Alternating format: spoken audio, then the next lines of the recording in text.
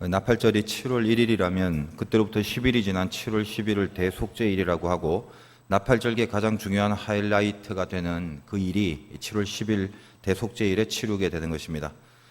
오늘 이 본문은 전반적인 제사에 관한 것을 다루는 부분이 민수기이기 때문에 이 동일한 속죄일에 대하여 또 구체적인 설명이 되는 부분이 레위기 16장 6절에서 10절까지의 말씀이 있습니다.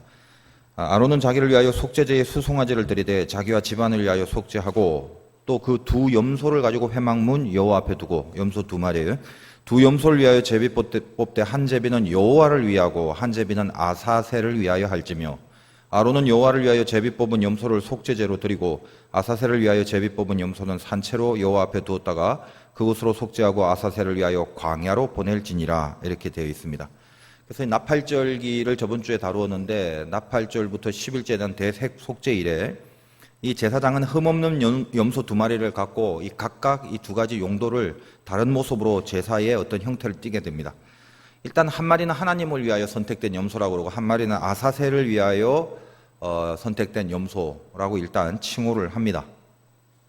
하나님을 위하여 선택된 염소는 일반적으로 우리가 알다시피 각을 뜨고 불 사르고, 그리고 이제 그 피를 갖고 제사장이 지성소로 들어가요.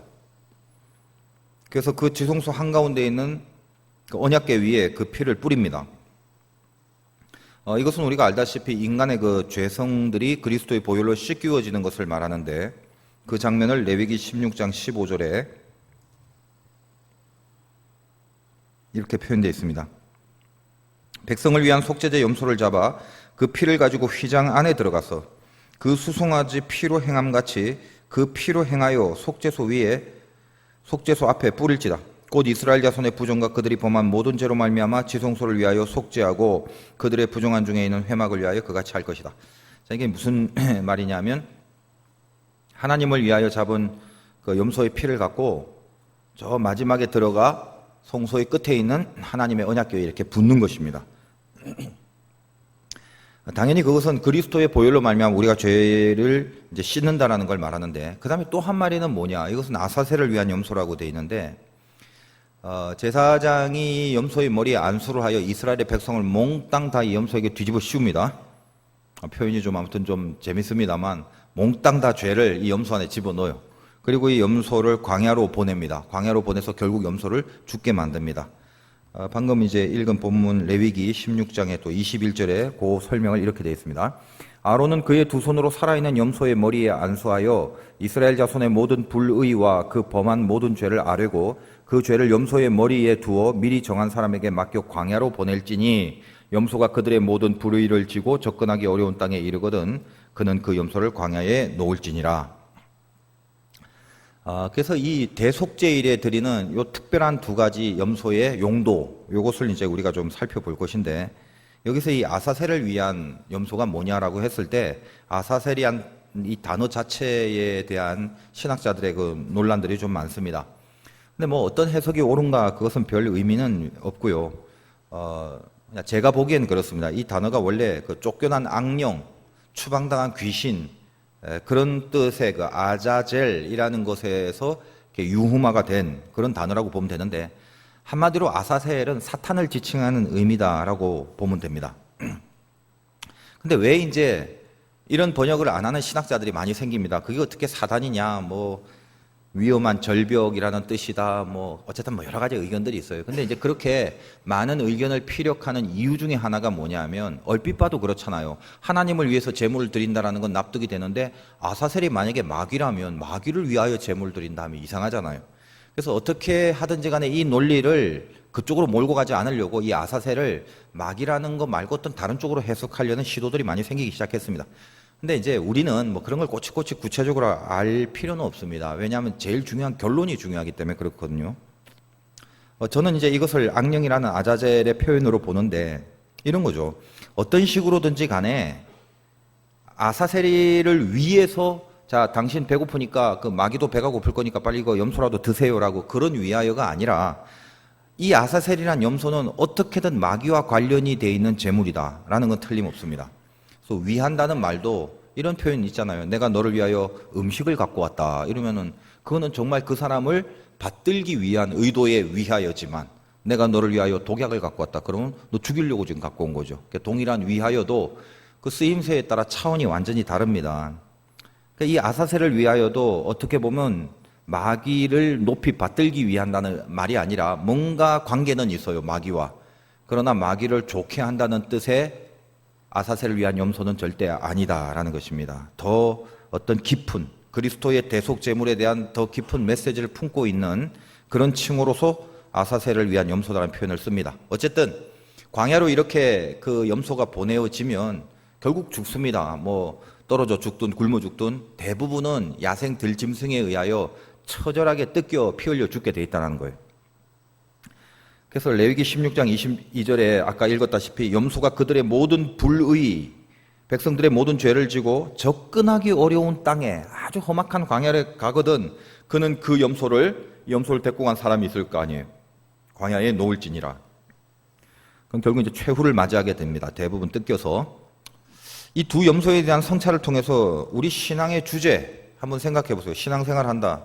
우리 제사 드리는 예배자들입니다. 근데 모든 제사는 항상 죄를 속하고 하나님께 나아가는 그거죠.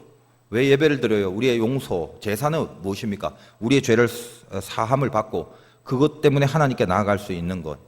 그러면 우리도 이 하나님 앞에 내 죄에 대한 어떤 해결의 방안이 필요할 것인데 보통 한 두 가지 정도로 이 염소 두 마리를 통해서 우리 죄에 대한 해결의 방향을 두 가지 정도로 볼 수 있습니다.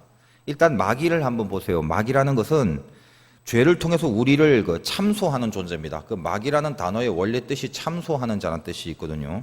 근데 이것이 마귀는 우리를 괴롭히고 마귀는 우리를 시험하고 못 살게 굴고 이런 그 단순한 것이 아니라 마귀라는 개념을 이렇게 신학적으로 이해할 좀 필요가 있어요. 마귀가 참소자다라는 개념이 굉장히 중요하다는 것입니다. 어떤 겁니까? 너 죄인이야. 그래서 너 천국 못 가. 고발하는 거예요. 잘못된 근거를 갖고 붙들어서 고발하는 거. 이게 마귀의 본질적인 개념입니다. 참소자. 우리한테 이런 거죠. 너 하나님 자녀라고. 너 아니야. 너는 죄가 많아서 절대 하나님 자녀가 될 수 없어. 넌 천국 갈 수 없어. 자꾸만 우리들에게 그런 모습으로 우리를 몰고 가고 또 하나님을 향하여 얘 죄인이래요. 얘 보래요. 얘 죄 있으니까 얘는 당신 자녀 아니래요. 그러니까 내가 데려갈 테니까 불만 없으시죠. 이 죄가 뻔히 보이시죠? 마귀가 늘 주장하는 게 이런 거다라는 것입니다. 마귀는 사망의 권세를 갖고 있습니다. 사망이라는 것은 우리 육신의 끝을 의미하는 것보다는 1차적으로 하나님과 영원히 멀어지는 상황, 그걸 사망이라고 하는데 마귀는 이 사망의 권세를 갖고 있지만 이미 우리는 압니다. 예수 그리스도께서 십자가 부활 사건을 통해서 사망아 네가 쏘는 것이 어디 있느냐. 다시 말해요. 마귀야 네가 죽이려고 갖고 있는 무기 뭐가 있냐. 너 총이 있냐 칼이 있냐. 너 아무것도 없지. 왜? 주님의 십자가 부활의 사건을 통하여 마귀의 권세가 결박됐다는 거예요. 그러므로 우리 구원의 핵심은 뭐냐 하면 이런 겁니다. 하나님 앞에 죄를 용서받았죠. 그래서 그걸 통하여 의인이라 칭함을 받았어요. 자격과 실력이 있냐 없냐는 그건 일단 조금 차치하고 일단은 내가 의인의 신분을 받았어요. 용서받고. 그리고 나서 또 하나 마귀를 향하여 마귀는 늘 우리를 참소하는데 마귀를 향하여 내 의인됨의 정당성을 선포하는 거예요. 이것이 구원의 내용 안에 포함되어 있습니다. 그래서 마귀에게 내가 의롭고 내가 죄가 없다라는 것을 선포함으로 더 이상 나를 향하여 마귀가 사망의 무기를 갖고 나를 어떻게 찌르거나 나에게 사용을 하지 못하게 하는 거예요. 그게 구원 얻은 자의 신분이라는 것입니다. 여러분이 교회에서 선포하는 하나님의 말씀을 많이 듣는데 실은 한 가지죠. 한 가지. 주님의 설교. 그게 지금도 모든 교회에서 선포되는 설교의 주제이어야 됩니다. 주님께서 외친 첫 마디, 첫 복음, 첫 설교가 뭐예요? 회개하라. 천국이 가까웠느니라. 그게 다예요. 그래서 여러분이 교회에 나와서 말씀을 듣거나 어떤 선포를 이렇게 들을 때는 항상 그 주제입니다. 죄 짓지 마. 그리고 나서 하나님께 나아가. 회개해. 천국이 가까웠다. 그래서 모든 성경의 메시지의 밑바닥에는 깔린 주제가 다 그거란 말이죠. 그러므로 죄는 구원과 반대되는 말이고 하나님과 반대되는 말이고 천국과 반대되는 말이고 우리가 이렇게 신앙생활하는 이 궁극의 의미, 이 더운 날 물론 교회가 더 시원해서 아이고 교회 나오니까 더 좋다 해서 나오시는 분도 많겠습니다만 그것도 은혜죠. 근데 어쨌든 저기 어디 놀러 안 가고 주일날 이렇게 교회에 나와서 그래도 신앙생활 하려고 하는 이 모습, 우리가 신앙으로 사는 궁극의 의미가 뭡니까? 아주 심플해요. 너 천국 갈 인생을 살래? 지옥 갈 인생을 살래? 이 질문에 대한 답을 갖고 있기 때문에 지금 이 자리에 있는 거단 말이죠. 마귀하고 친구할래? 하나님의 자녀 될래? 이거거든요. 내가 신앙생활하고 교회 나옴으로 무슨 뭐 부해지고 뭐 윤택해지고 행복해지고 고급한 윤리성을 갖고 살게 되고 뭐 이런 잡다한 다른 것보다 더 궁극적으로 정말 빠져서는 안 될 게 뭐냐? 너 천국 갈래? 지옥 갈래? 이거란 말이에요. 네 인생이 마귀하고 친구가 될래? 하나님의 자녀가 될래? 이거거든요. 그래서 그것을 가르는 절대적 기준이 뭐냐면 죄인이냐 의인이냐 이걸로 가르게 돼요. 죄인이라면 마귀 친구고 의인이라면 하나님 자녀고 죄인이라면 지옥 가고 의인이라면 천국 가고 그런 거단 말이죠. 여러분이 신앙생활하는 그 마지막 타켓을 명심하십시오. 가슴 떨림을 좀 갖고 계십니까? 나 과연 천국, 나 과연 지옥, 나 과연 하나님의 자녀, 나 과연 마귀의 친구, 나 지금 어디에 속해 있고 어떤 색깔이 더 많지? 그러면서 끊임없는 자기와의 싸움들이 혹시 있는지 살펴보라는 말이죠. 대속죄의 일은 이 제사가 그것을 설명합니다. 2마리 염소 나온다고 그랬죠. 그래서 먼저 염소는 하나님께 드리고 그 피를 언약궤 위에 뿌린다고 그랬습니다. 하나님의 법궤 언약궤는 성소의 휘장을 걷고 들어가면 끝에 지성소 거기 안치되어 있는데 하나님의 법궤는 상징적으로 하나님의 임재를 말합니다. 그래서 구약시대 때는 어떤 싸움이나 어려운 일이 있을 땐 반드시 법궤가 제일 앞에 있었죠. 그러면 하나님의 임재를 통하여 그 일이 해결되고 그 전쟁에 승리를 얻는다라는 결론과 열매들이 있었기 때문입니다. 그러나 차칫 이런 것들을 그저 주술적으로 이용하여 다윗도 실수를 했는데 신앙은 개판으로 살고 믿음은 하나도 없으면서 어떤 어려운 일이 당할 때마다 법궤만을 턱 하고 갖다 놓고 하나님이 알아서 해주겠지 하다가 패망한 적이 있어요. 우리들에게 주는 교훈이기도 합니다. 하나님의 법궤와 언약궤는 하나님의 임재를 상징합니다만 임재에 걸맞는 믿음의 모습을 살아내라고 하나님께서 우리들에게 요구하시는 명령도 있음을 명심하시고 어쨌든 간에 법궤는 하나님의 임재를 뜻하는 바 하나님은 그 법궤의 뚜껑을 열어보지 말라고 합니다. 왜? 이 법궤 안에는 참 아이러니해요. 하나님의 임재이기 때문에 거룩하고 뭔가 이렇게 귀한 것들만 있어야 될 것 같은데 히브리서를 찾아보면 법궤 안에 들어가 있는 3가지 물품은 만나와 아론의 쌍난 지팡이와 십계명의 돌판이다라는 거예요. 이 3가지 다 한쪽 편으로는 기적 덩어리들이죠. 어떻게 지팡이에서 싹이 나고 어떻게 하늘에서 만나가 떨어지겠습니까? 그러나 그 배후에는 이 3가지 상징물 속에는 하나님의 백성인 이스라엘의 극악무도한 죄성이 전부 다 서려 있는 역사적 산물들이란 말이에요. 예를 들면 만나는 배고파서 내려달라고 했더니 하나님이 내려줬는데 먹고 행복하고 감사해하지 않았습니다. 이 박한 식물이라고 이렇게 원망과 불평하고 오히려 만나를 먹고 힘을 내서 거룩한 길을 가는 것보다는 나쁜 짓, 죄를 더 많이 저질렀던 그런 경험들을 알게 돼요. 2번째는 아론의 쌍난 지팡이도 마찬가지죠. 밑에 있는 그 이스라엘의 백성들이 모세와 아론의 리더십에 반항을 하지 않습니까? 그래서 결국은 하나님이 허락하신 어떤 시스템에 거부하고 반항하는 세력으로 등장해서 하나님이 니네들 지팡이 다 갖고 와. 누가 정당한지 내가 가르쳐주마 해서 아론의 지팡이만 싹이 나게 한 거죠. 지팡이에 싹이 났다는 기적이 중요한 게 아니라 그 사건이 이루어지는 배후에 이스라엘 백성들의 깊은 저항과 이 하나님의 순종하지 못하는 그런 모습들, 죄성이 있었다라는 거예요. 십계명도 마찬가지입니다. 처음 받아서 내려온 돌판, 그 십계명은 처음에 깨트려 버렸죠. 왜냐하면 하나님의 말씀대로 살겠다라고 그렇게 모세에게 얘기했던 이스라엘 백성들이 말씀을 들고 오니까 거기서 금송아지를 만들고 우상을 섬기더라. 그래서 그 돌판을 깨어버리고 2번째로 받아온 돌판이 그 언약궤 법궤 안에 들어가 있는 것입니다. 그러니까 어때요? 참 아이러니하죠.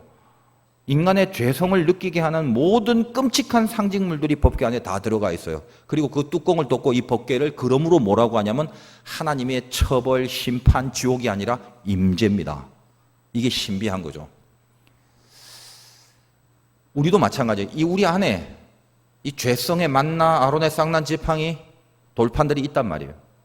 그런데도 불구하고 내가 하나님의 임재를 함께 경험할 수 있는 하나님의 언약궤의 그 역사하심을 내가 체험하고 접할 수 있는 존재입니다. 뭘로 가능해요? 1년에 한 번 이 대속죄일의 제사장이 그 피를 갖고 들어가 언약궤 위에 뿌립니다. 그래서 하나님은 그 피를 보고 그 안에 뻔히 죄가 있는 줄 아시지만 그 피로 패스 오버, 유월하는 거예요. 보지 않기로 한 겁니다. 보지 않기로 한다는 말은 하나님의 기억 속에서 지우겠다는 거예요. 제가 말씀드렸다시피 하나님은 인간과 달라요. 인간은 뒤끝이 많아요. 하나님의 신실하심은 뒤끝이 없어요. 내가 지금은 죄 없다 해줄게. 그러나 나중에 니들 하는 짓을 보고 옛날에 지었던 죄까지 다 울고서 다스려 주마. 이렇게 뒤끝이 없으세요. 용서하면 끝입니다. 기억 속에서 잊어버리신단 말이에요. 이게 하나님의 신실하심이에요. 아니 어떻게 그럴 수가? 그럴 수 있을 만큼의 대가를 하나님이 스스로 치르셨어요. 당신의 독생자 아들의 피를 흘려서 이 죄의 대신 사함을 받은 것이죠. 그게 첫 번째 염소를 잡아서 뿌리는 그 피의 의미라는 겁니다. 주님의 보혈이 씻어준 거죠. 근데 또 하나 남은 이 염소, 다시 말해서 아까 제가 계속 말씀드렸지만 구원의 내용이 뭐라고요? 하나님이 사하신 은혜, 그 은혜로 의인이 됐잖아요. 그 다음에 마귀한테 가서 봐라, 난 죄를 씻은 존재니까 더 이상 사망이 나를 쏘지 못한다라고 선포함으로써 마귀가 우리를 참소하지 못하게, 우리를 죄인 다루듯이 흔들지 못하게 하는 겁니다. 그래서 첫 번째 염소의 피를 그 언약궤에 뿌린 다음에 두 번째 이 염소는 아사셀을 위하여 보내어진다라는 것. 다시 말해요, 마귀를 위하여 보내어진다라는 말이에요. 마귀를 위한다는 말은 아까 말씀드렸다시피 마귀가 배고프니까 염소 드세요가 아니라 마귀의 참소의 논리를 깨트리기 위하여 보내어진다 이 말이에요. 그것을 오늘 성경 민수기 레위기에는 아사셀을 위하여 보내어진다라는 것입니다. 오늘 민수기 본문에는 아사셀 말은 없어요. 레위기에 구체적으로 나와 있고, 민수기는 제사를 다루는 거기 때문에 이 대속죄일의 제사법만을 이렇게 살짝 설명해 놓은 것이고, 그 구체적 설명을 방금 우리는 레위기에서 찾은 것입니다. 구도를 알고 따라오시면 되겠죠. 다시 말해서 백성의 죄를 다 염소의 머리에 안수했습니다. 덮어 씌웠어요. 그리고 광야로 보냅니다. 광야라고 하는 것은 마귀가 있는 곳을 상징하는 장소이기도 합니다. 조금 이따 나중에 한 번 더 말씀을 드리겠습니다. 그러면 마귀는 아사셀 염소가 죄를 갖고 들어와서 죽어버려요. 더 이상 죄를 추궁할 수 없는 상황을 만들어버리는 것입니다. 자, 마귀는 참소하려면 죄를 발견해야 되죠. 염소가 하나 왔어요. 이거 죄가 어디 있나. 그래서 이 염소가 살아 생생하게 있으면서 죄와 같이 있는 걸 보면 참소의 거리가 되죠. 얘 죄가 있네. 저기서 하나님 앞에 드려서 죄 없다라고 했는데 보니까 죄가 있구만. 참소 덩어리가 되는 거죠. 참소의 근거가 되는 것입니다. 마귀는 우리를 죄인으로 자꾸 참소할 거리를 찾는데 아무리 찾아도 없다면 참소를 못하겠죠. 아사셀을 위하여 보낸 염소를 갖고 이제 죄거리를 막 찾으려고 하는데 이놈의 염소가 절대로 살지 못해요. 죽어버려요. 광야에서 처절하게 죽습니다. 염소는 죄인데 염소가 죽었다는 건 죄가 죽었다는 거예요. 죄가 죽었다는 것은 마귀가 아무리 죄를 찾으려고 해도 죄가 보이지 않아요. 참소거리가 없어졌다는 거예요. 깊은 신학적 의미가 있는 거예요. 이미 죽어버렸는데 더 이상 죄가 어디 있어요. 그러니까 마귀는 우리를 죄인으로 참소할 정당성을 확보하지 못합니다. 정리하면 이거예요.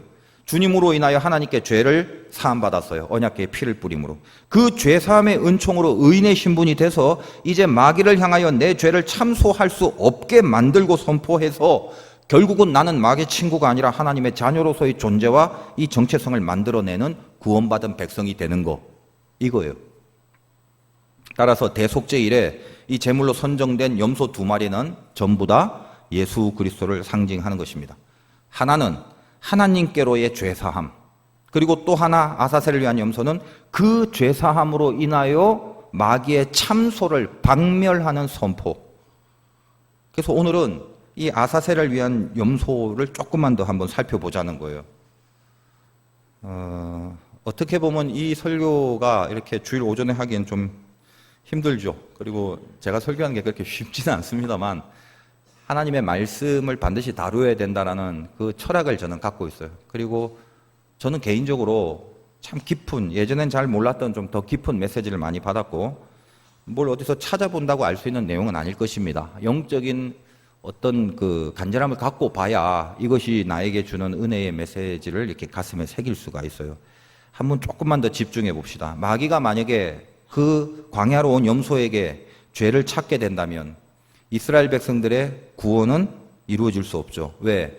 그 염소가 이스라엘을 상징하는 거라고 하고 광야로 왔는데 저봐라 저거, 하나님이 저 언약궤에 피 뿌릴 때 하나님이 의인으로 칭했던 의인이라고 선포를 했든 하든 말든 내가 볼 때는 여기 광야로 보내진 염소에 지금 죄가 있잖아. 아직 안 죽었다면, 이 아사셀의 염소가. 그러니까 저쪽에서 아무리 의인이라고 선포해봤자 마귀가 볼 때는 눈에 지금 죄가 시퍼렇게 살아있는데 의인의 실효가 없는 거예요, 마귀에는. 이 사건을 욥의 이야기로 조금 가봅시다. 욥이 의인이죠. 다시 말해서 욥을 의인이라고 전제하고 욥기가 쓰여져 가는데 그게 어떤 의미입니까? 욥은 마귀가 참소할 거리가 없는 존재라는 걸 전제한 거예요. 그러니까 마귀가 이제 짜증이 나죠. 왜 그래? 다 인간인데. 그러니까 하나님과 내기를 합니다. 의인이지만 하나님 제 보래요. 제 의인이 아니에요. 그거 죄 있어요. 그거 지적하려고 하나님과 내기를 하잖아요. 그러므로 내기를 한 다음에 마귀가 처음부터 끝까지 했던 작업이 뭐냐 하면 욥으로 하여금 고통을 주고 고난을 주고, 이 이유가 뭐예요? 얘는 의인이 아니라 죄인이라고 보라고, 여기 죄가 있지 않냐고, 그거 하나 만들어내려고 세상에 있는 모든 고난을 욥에게 다 줍니다. 그리고 급기야는 하나님 욕하고 죽으라고 그 말이 나올 정도로 혹독한 고난 속에 욥을 밀어넣죠. 왜 그래요? 마귀의 목표는 하나입니다. 욥을 어떻게 하든지 간에 죄인의 자리로 빨리 돌려놓을 정당성을 찾아야 돼요. 하나님이 의인이라고 했지만, 제사를 통해서 의인이라고 했지만 마귀는 마귀가 죄를 발견함으로 죄보래요, 의인 아니네요 라고 지적을 해야 된다는 거예요. 그 원리는 지금 우리 모두에게 동일하게 지금도 적용되고 있습니다.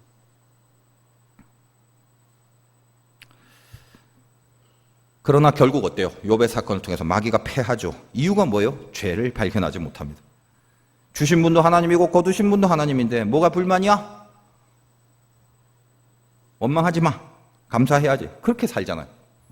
지금 마귀는 아사셀을 위하여 광야로 이스라엘이 제사를 통해서 이게 쫓겨낸 염소를 보고 초긴장 상태로 작업을 해야 돼. 그 염소 한 마리를 위해서. 욥을 죄인으로 만들려고 어떻게든 작업을 하듯이 이 염소 안에 있는 이 죄의 살아있음을 찾아내야 된다는 거예요. 그래야 어떻게 한다? 저쪽에서 지냈던 또 다른 염소가 하나님 앞에 드려진 제사, 그래서 그걸 통하여 백성의 죄가 용서되고 사라졌다는 것을 반박할 수 있는 근거. 여기 이 염소는 죄가 있는데, 근데 어떻게 니네가 하나님의 자녀냐? 죄가 있는데 내 친구지. 봐, 이거 염소가 죄가 득실거리네. 이걸 어떻게 의롭다고 불러? 하나님 보라고요. 보이시죠 이거? 그렇게 말할 구실을 찾아내야 한다고요. 그게 마귀의 목표예요. 근데 아사셀이 어떻게 돼요? 광야에 들어가서 마귀가 찾으려고 했더니 처참하게 죽어버리는 거예요. 다시 말해서 안수를 통하여 죄가 들어간 거, 그게 아사셀 염소인데, 염소는 결국 죄 자체예요. 죄 자체가 처참하게 죽어서 사라져 버리더라는 거예요. 마귀가 할 말이 없어요. 죄가 죽었는데 뭘 어디서 찾아? 죽어버렸는데. 아십니까? 이게 이 속죄일의 아사셀의 염소가 우리 죄를 위하여 대신 죽으신 주님을 말하는 깊은 상징입니다.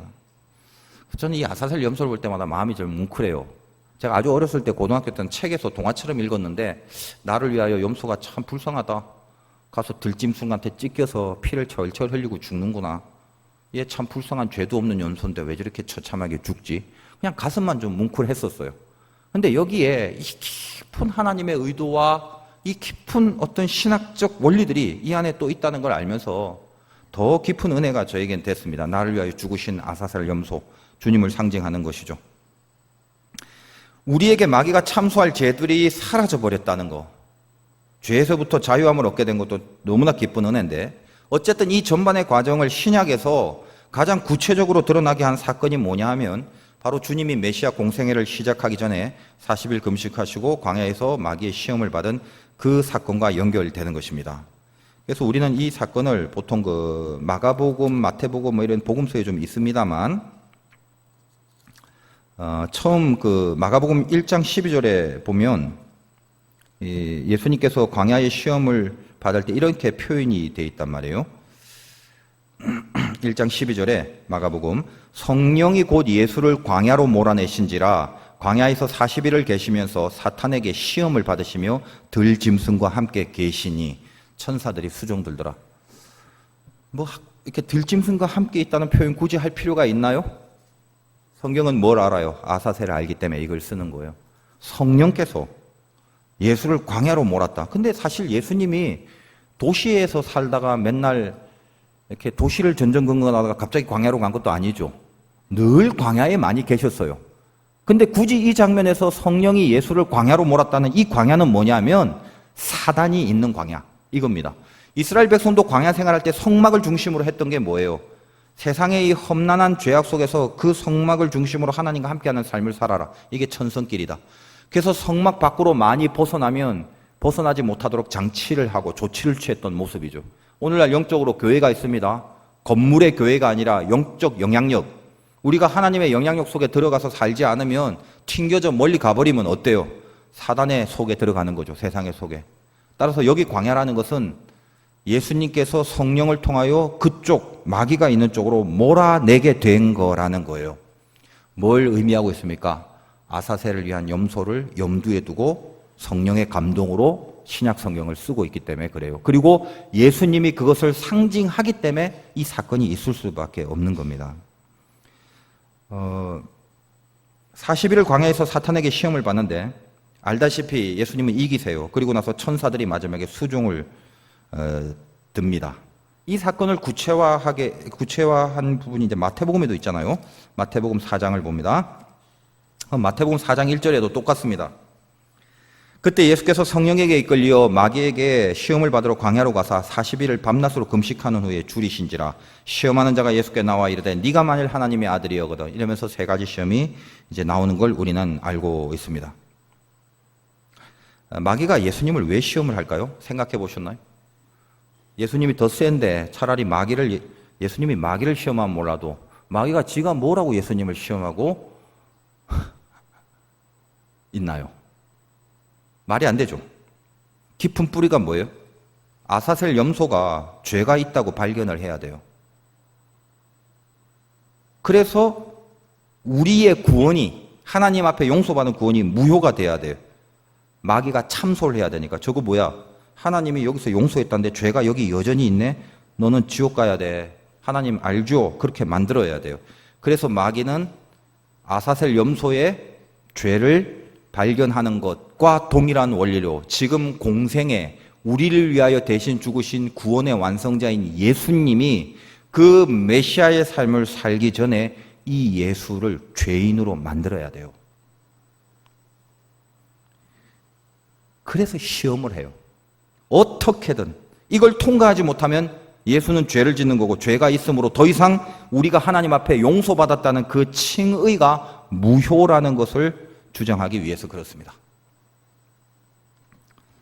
저는 깊은 은혜가 됩니다만 각자 성령께서 주시는 내가 어떻게 여기까지 왔는가를 잘 한번 이 아사셀의 염소와 주님의 시험을 통해서 추적을 해내시길 바라요.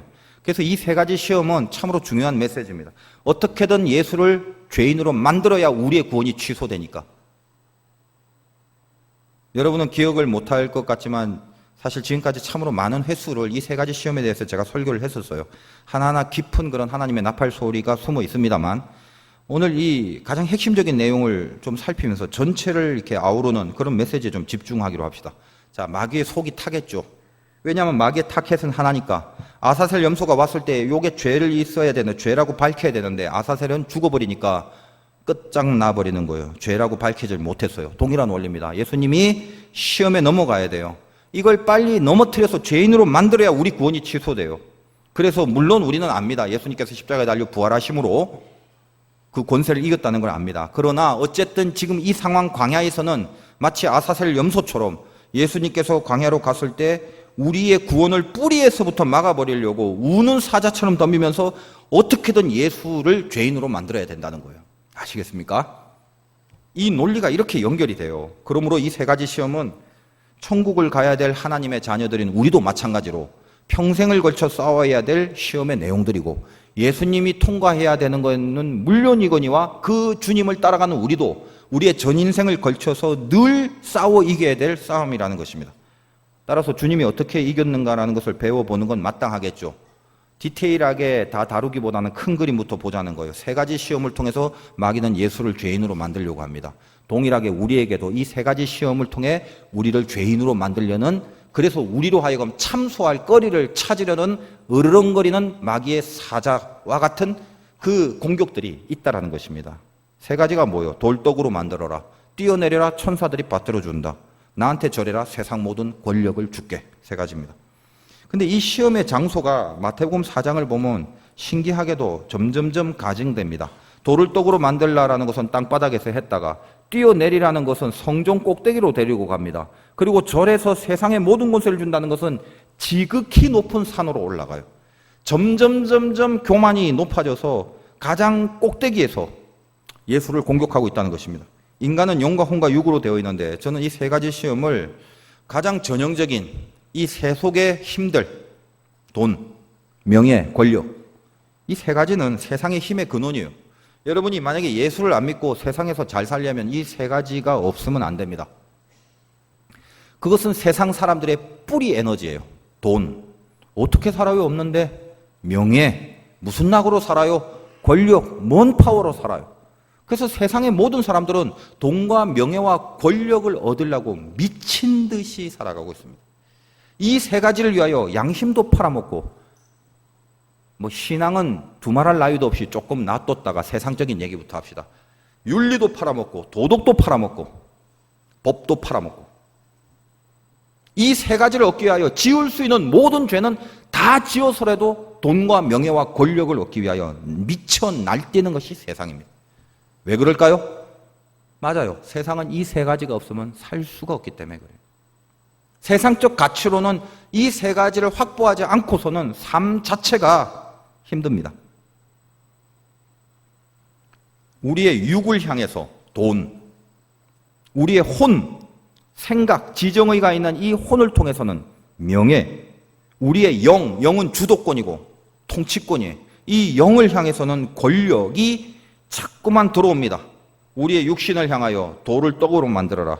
너 하나님보다 돈 힘으로 살아라. 마귀의 유혹이라.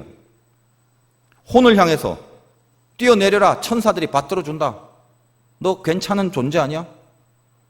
하나님보다 명예의 힘으로 살아라. 영을 향해서 절만해. 세상의 모든 파워를 너한테 다 줄게. 하나님보다 권력의 힘으로 살아라. 간단하게 이 말이에요. 다시 말하면 총체적으로 무엇입니까? 유혹은 하나님 힘보다 세상 힘으로 살아라. 그거죠. 주일날 예배 나오시는 분은 속으로 아니야 나는 하나님 힘으로 살 거야 다들 그러고 있지만 여러분의 현장과 현실은 어느덧 세상의 힘에 더 침을 흘리고 있다는 것을 아시기 바라요. 오늘 우리가 신자로 살아가면서 평생을 걸쳐 다가오는 시험이 다 이거예요. 세상 힘으로 살래? 하나님 힘으로 살래? 그거예요. 아니 나는 하나님의 사람인데 하나님 힘으로 살지요. 천만에요. 그렇게 못 삽니다. 수많은 사람들이 그렇게 못 살아요.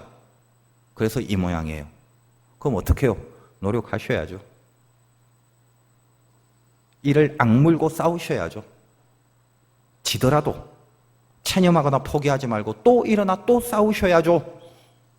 주님이 이기셨다는 것을 바라보면서. 육신, 돈의 힘으로 공격합니다. 우리에게 참소할 거리를 찾아야 되잖아요. 여러분 기운이 세고 싶죠? 근데 몇 번 말씀드렸다시피 기운 세다 할 때 기자는 한자로 가운데 그 쌀미자가 있어요. 밥 힘이에요. 밥 힘, 돈 힘. 나 기운 세게 살고 싶어. 뭐가 있어야 된다? 밥, 돈, 물질 이게 있어야 된단 말이에요. 돈이 최고잖아요. 내 사정 잘 아시죠? 나 교회 열심히 다니니까. 근데 이 세상 돈 없으면 어떡해요? 돈 좀 주세요. 돈 좀. 주님이 무슨 돈 쓸 일이 없으셨잖아요. 주님은 애가 있나요? 자녀 교육을 그런 것도 없잖아요. 근데 나는 너무 많은 돈이 필요해요. 아무튼 좀 주세요. 제발. 내가 있기만 하면 얼마나 멋지게 당신의 영광을 위해서 사는지 한번 보여드릴 테니까 한번 줘보세요. 이 내용은 오늘날 저와 여러분들의 내용이 아니라 옛날 구약에 있는 이스라엘 백성들의 넋두리였습니다. 신명기 8장 2절에 네 하나님 여호와께서 40년 동안에 내게 광야 길을 걷게 하신 것을 기억하라. 이는 너를 낮추시고 시험하사 네 마음이 어떠한지 그 명령을 지키는지 지키지 않는지 알려 하심이라. 뭘 시험했다고요? 네 마음이 어떤지. 명령 지키냐 안 지키냐 시험을 했대요. 뭐를요? 뭘 통해서? 너를 낮추시고 너를 줄이게 하시며 또 너로 알지 못하여 내 조상들도 알지 못하던 만나를 너에게 먹이신 것은 사람이 떡으로만 사는 것이 아니요 여호와 입에서 나오는 모든 말씀으로 사는 줄을 네가 알게 하려 하심이라. 예수님께서는 이 말을 이용해서 마귀를 격퇴했는데 이런 내용이에요. 이스라엘 백성들이 돈 좀 주세요. 돈 없으니까 인생 못 살겠고 가나안 행진하려니까 힘들어 죽겠는데 돈 좀 주시면 힘있게 힘차게 거둘 건데 먹을 거 주시고 왜 안 주세요? 그랬더니 하나님이 뭐래요? 그래 그러냐? 주마. 넉넉히 줄게. 배부르게 배 터지게 줄게. 그래 놓고 내가 시험 한번 해보리라. 배부르면 네가 내 명령을 따르나 안 따르나 훨씬 더 나의 뜻에 순종하나 안 하나 내가 한번 시험해 볼게 하면서 만나를 줬어요. 결론 뭐예요? 만나 먹고 힘세서 더 죄 짓더라. 이게 이스라엘. 옛날엔 힘없어서 금송아지도 못 만들었는데 만나먹고 힘이 넘치니까 우상까지 만들더라. 이게 인간이더라. 그 말이에요. 여러분은 이런 얘기 들으면 아유 왜 이렇게 사람들이 이스라엘 백성들이 믿음이 없어? 그러잖아요.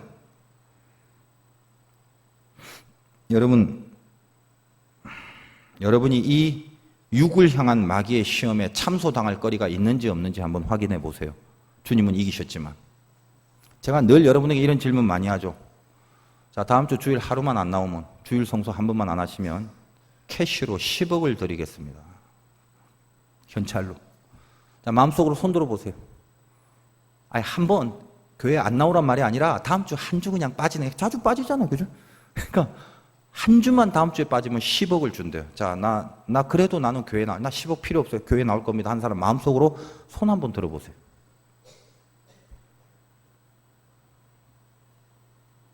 나는 마음이 다 보이는 사람인데 손을 좀 들어보라니까요. 어려워요.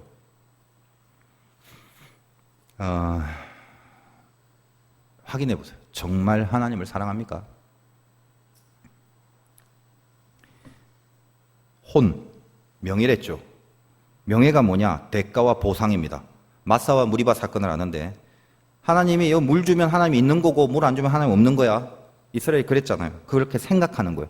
혼이라는 건 항상 계산, 이해, 계산과 이해를 중심으로 돌아갑니다. 계산해 보니까 보상이 이렇게 나와야 된다는 거예요. 너가 하나님의 아들이라면 계산해봐. 뛰어내리면 천사들이 얼렁 나와서 안 부닥치게 받들어 섬기잖아.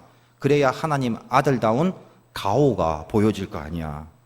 그래야 하나님이 있는 거 아니겠어? 네가 하나님의 아들이라면. 여러분 계산해 보세요. 혼으로. 내가 지금 뭘 한다면 이게 나와야 되죠.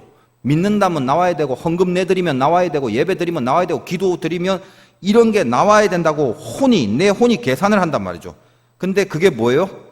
여러분의 일이 하다가 잘 안 되면 그 일이 자기 명예에 금이 조금만 가면 이거 뭐 이래?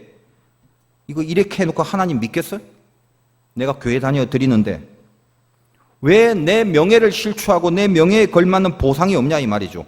내 명예가 실추되는 그런 일들이 어떻게 하나님이 살아계시면 가능하게 나타나겠어요? 명예가 자꾸만 떨어지는 일은 나타나면 안 되는데 왜 나타나요? 이렇게 대들죠. 보상이. 내 혼에 마귀의 시험이 들어오면 자꾸만 계산을 하려고 이해를 하려고 한단 말이에요. 믿고 순종하려는 게 아니라 계산을 해서 이해를 하려고 하다 보니까 그 계산에 걸리는 테마가 명예란 말이에요. 이게 내 명예가 좋아지는 일인지 나빠지는 일인지. 예수 믿는 여러분들의 그 예수 믿었다는 것에 대한 보상이 무엇입니까? 여러분이 예수를 믿어서 뭘 얻어야 해요? 잘 생각해 보세요. 여러분의 혼이 악한 마귀에게 휘둘리지 마세요. 명심하세요. 예수 믿은 보상은 예수를 얻은 게 보상이에요. 하나님을 믿으면 하나님을 즐거워해야 되는 거 아니겠습니까? 근데 하나님을 믿어놓고 세상을 즐거워하고 있다. 하나님이 천사를 보내서 우리 발을 들어 올려주지 않으면 하나님 없는 거예요? 그 일 당했다고, 그건 내 뜻대로 안 풀려서 내 명예가 실추됐다고 빨리 하나님이 천사라도 동원해서 내 발을 받들어 섬겨주지 않으면 하나님은 없는 거야. 이렇게 나가기에요? 무리바 사건처럼? 마귀가 그렇게 우리를 참소하기 위하여 죄를 짓게 우리 혼을 공격한단 말이에요. 명예에 쩔어갖고 목사가 됐어요. 제가 도대체 무슨 보상이 더 있어야 되죠? 무슨 감투를 쓰고 무슨 명예를 더 얻어야 되죠? 죄송합니다만 은혜에 제가 충만하면요 이렇게 설교를 하다가도 속에서 이렇게 눈물이 날 때가 있어요. 그 말은 이 말씀의 내용에 제가 은혜를 받는 게 아니라 그냥 이 자리에 서 있는 게 너무 감사한 게 있는 거예요. 어떻게 나 같은 사람을 통해서 하나님께서 말씀을 대언하게 하시나 몸둘 바를 모르겠어요. 그 빚진 마음이 제 속에 자꾸만 이렇게 뜨거워지면 은혜가 돼서 감사하기도 하지만 참 많이 울컥여지는 경우가 많아요. 근데 더 이상 뭘 바라죠, 제가? 더 많은 높은 명예를 얻어야 되고 무슨 교단의 높은 자리에 앉아야 되고 뭐 어떤 큰 교회 가서 많은 사례비를 받아야 되고 무슨 외제차를 몰아야 되고 무슨 조직이나 무슨 자리 있으면 가서 장급이 딱 돼야 되고 누구나 나와서 발을 다 떠받들어 줘야 되고 그게 과연 참된 종의 모습입니까? 저는 이 기독교 이름으로 하는 집회 행사들 있으면 이제는 너무 세상이 그리고 이 교계가 어수선하다 보니까 염증이 생겨요. 뭐 그렇게 많은 자리들이 필요한지 무슨 행사 있고 집회 있다 그러면 세상의 행사나 집회는 의전이기 때문에 화려할 필요도 있고 더 화려해야 돼요. 그건 세상 의전이에요. 근데 교회에서 주님의 이름으로 하는 것은 영광의 핵심이 주님인데 왜 그렇게 자리가 많은지 모르겠어요. 무슨 강대상의 자리가 저 끝에서부터 여기까지 있어도 의자가 모자라요. 왜 모자랄까요? 수 없는 포지션을, 수 없는 명예의 자리를 다 줘야 되기 때문에 기도, 축사, 권면, 위로, 축사 2, 축사 3, 축사 4, 권면 2, 3, 4, 5, 6 의자가 없어요. 여러분 제가 가만히 보니까 불과 몇십 년 전만 해도 우리 한국 교계가 경제가 엄청나게 성장했는데 불과 몇십 년 전만 해도요 교회에서 당신 장로하세요 그러면 다 도망갔대요. 왜요? 너무 힘드니까 교회가. 불과 몇십 년만 해도 너 목사하라고 사명받으면 다 도망갔대요. 왜? 굶어 죽을 각오를 해야 됐으니까. 그래서 그때는요 교회에서 장로가 되면 자기 집을 담보로 잡혀서라도 교회를 운영을 해야 되고 치리해야 되고 자기 먹을 것을 못 먹어도 목회자를 먹이려고 전부를 바쳤던 시대란 말이에요. 그러니까 아무도 안 하려고 그랬어요. 너무 힘들어서 도망가고. 근데 점점 어떻게 바뀌어가기 시작했습니까? 경제가 성장하고 교회가 늘어가고 대형화되기 시작했습니다. 서울, 강남 이런 대형 교회들 그 자리에 목사가 되려고 피 터지게 경쟁하고 싸우고 있어요. 얼마나 많은 신학생들이 우후죽순처럼 쏟아지는지 몰라요. 어떻게 그렇게 전부 다 사명감들이 있는지 모르겠어요. 그리고 그런 큰 교회가 되면 거기 장로 되려고 길을 쓰고 선거운동을 해요. 그렇게 하다 세상적 방법으로 돈도 쓰고 인맥도 넓히고 별의별 방법을 다 해도 안 되면 교회를 떠나버리는 일이 부지기수예요. 가난하고 돈 없는 작은 교회는 목사도 피하고 장로도 피하고 다 안 하려고 하고 크고 돈 많은 교회는 앞을 다퉈 되려고 하고 도대체 무슨 보상을 원하는 거예요? 제가 아까 육에 대하여 말할 때 끝에 정말 하나님을 사랑하십니까? 라고 물었죠. 여기도 마찬가지예요. 정말 하나님을 사랑하십니까? 영의 공격은 돈, 명예, 권력입니다. 영은 권세입니다. 주도권. 너 그 일 하려면 세상 천하만국의 권세와 그 힘으로 해야 되지 않겠니? 너 세상의 힘 필요하잖아. 내가 세상의 주인이니까 나한테 절 한번 해라. 내가 사탄인데 내가 다 줄게. 영은 주권입니다. 바실레이아, 통치, 하나님의 나라라는 뜻이. 내가 하나님의 통치를 받는 그게 영인데 이렇게 묻습니다. 너 세상 힘으로 일할래? 십자가의 힘으로 일할래? 절만해. 너를 세워 강하게 하여 일하게 만들어줄게. 그러나 하나님은 너를 죽여 십자가를 지고 일해라. 하나님을 사랑하십니까 정말? 어디에 우리의 영과 혼과 육이 군침을 질질 흘리고 있습니까? 마귀는 끊임없이 죽을 때까지 이 세 가지 유혹으로 예수를 시험했을 뿐만 아니라 예수를 따라가는 우리들을 시험하여 반드시 참속해 합니다. 재벌해요. 주님은 다 이기셨잖아요. 죄를 찾지 못했습니다. 그래서 마귀는 더 이상 이 단 한 번에 드려진 희생제물인 주님의 피 흘리심을 통해서 구원받은 우리를 절대로 참소하지 못하게 한 거예요. 왜? 죄가 없기 때문에 그 주님이.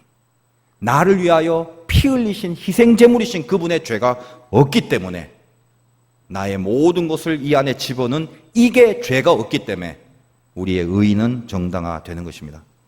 주님은 이 세 가지 시험을 다 말씀으로 이겼다는 건 우리가 익히 알고 있는데 그 이기신 말씀 안에는 공통적인 단어가 있어요. 그래서 이 단어 하나로 마귀의 모든 공격을, 세상의 돈과 명예와 권력을 극복하시고 이기셨다는 거예요. 마태복음 4장 4절.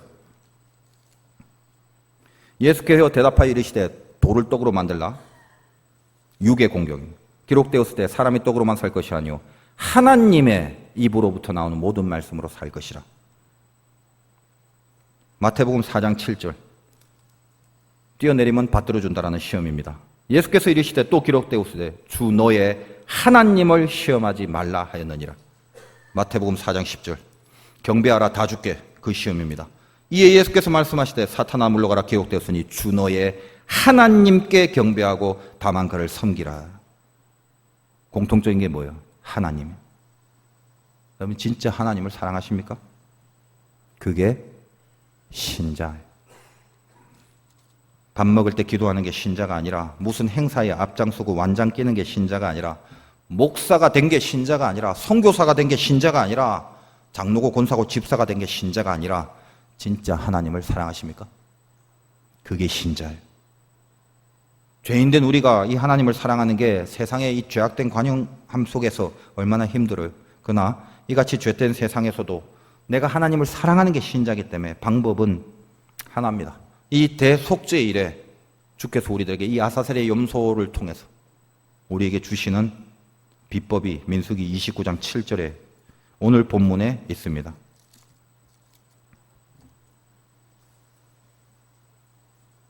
일곱째 달 열흘날에 너희가 성회로 모일 것이요 너희의 심령을 괴롭게 하며 아무 일도 하지 말 것이니라. 심령을 괴롭게 하라. 나머지 제사법은 초하루 제사와 똑같아서 궁금하신 분은 앞에 설교를 참고하면 됩니다. 그러나 이 대속죄일에 특별히 첨가된 이 부분이 뭐다? 너희의 심령을 괴롭게 해라. 이것이 하나님을 진짜 사랑하는 자가 갖추어야 될 마음이며 대속죄일의 영적 의미를 붙드는 자의 마음이며 그 준비된 그릇이 너의 심령을 괴롭게 하라는 거예요. 괴롭다는 거 좋은 단어 아니죠? 원어를 좀 아셔야 돼요. 괴롭게 하다는 히브리어 이니템이란 말의 원래 뜻은 억누르다. 대속죄일에, 이 영적 대속죄일을 준비할 우리들의 본질이 뭐다? 억누름, 이니템. 이걸 갖고 있느냐 이겁니다. 여러분 어디 가서 앉을 때 방석 찾잖아요. 방석이 이렇게 높은 방석이 있나요? 내 키만한 방석이 있으면 그거 어떻게 올라가 앉을 거예요? 방석은 깔아가요. 납작하게 밑바닥에 있어야 되죠. 그래야 그 위에 무게를 받아서 앉을 수 있지 않습니까? 그 방석, 그 누르는 억누름이 가능한 거, 밑바닥에 깔려있는 그거 생각해 보세요. 정신과나 심리학에서 이 억누름이나 프레셔는 별로 안 좋은 정서입니다. 그러나 영적인 프레셔, 여기에 있는 이 단어, 이니템이란 거는 우리의 영혼에 가장 필요하고 중요한 정서예요. 억누름. 이 대속죄일에 심령이 괴롭게 되는 이니템, 억누름, 이게 있냐? 하나의 하프라인에서 모든 것이 삐뚤어지고 어긋난 것을 다시 잡기 위하여 7월에 이 나팔절이 있다고 했습니다. 그리고 그 하이라이트로 다시 충전, 회복, 방향 잡기 위한 새 힘을 얻기 위하여 나팔절의 하이라이트에 이 대속죄일이 있다고 그랬어요. 어떤 것이 회복입니까? 어떤 것이 충전입니까? 복잡하고 흐트러진 모든 것으로부터 다시 새 힘을 얻으려는 이 에너지가 어디서부터 생긴다고요? 우리가 하나님보다 더 사랑했던 내 안의 모든 것들을 이니템, 억눌러서 가장 낮은 심령이 되어지면 낮게 깔린 방석 위에 사람이 앉을 수 있듯이 내 안에 영적 이니템을 만든 심령 위에 하나님이 앉으시겠다는 것입니다. 그 하나님이 앉고 난 그 자리만이 세상이 우리에게 유혹하는 돈과 명예와 권세와 온갖 자아에 붙어있는 이 광야의 마귀들의 공격으로부터 내가 승리하게 되는 하나님의 능력을 얻을 수 있다는 거예요. 계시록 12장 10절은 우리들에게 이렇게 얘기를 합니다. 내가 또 들으니 하늘에 큰 음성이 있어 이르되 이제 우리 하나님의 구원과 능력과 나라와 또 그의 그리스도의 권세가 나타났으니 우리 형제들을 참소하던 자, 곧 우리 하나님 앞에서 밤낮 참소하던 자가 마귀죠. 쫓겨났고 또 우리 형제들이 어린 양의 피와 자기들이 증언하는 말씀으로 그를 이겼으니. 여러분 우리 인생 가운데 세상에서 엄습해오는 유혹과 시험들 생각해 보세요. 거기서 우리 구원의 든든하고 담대한 모습을 지속적으로 지켜낼 수 있는 힘, 그것은 세상에서 굶주려 세상에서 얻으려고 발악을 하는 이 세상적 돈, 명예, 권세, 이것이 아니라 하나님이 주시는 힘,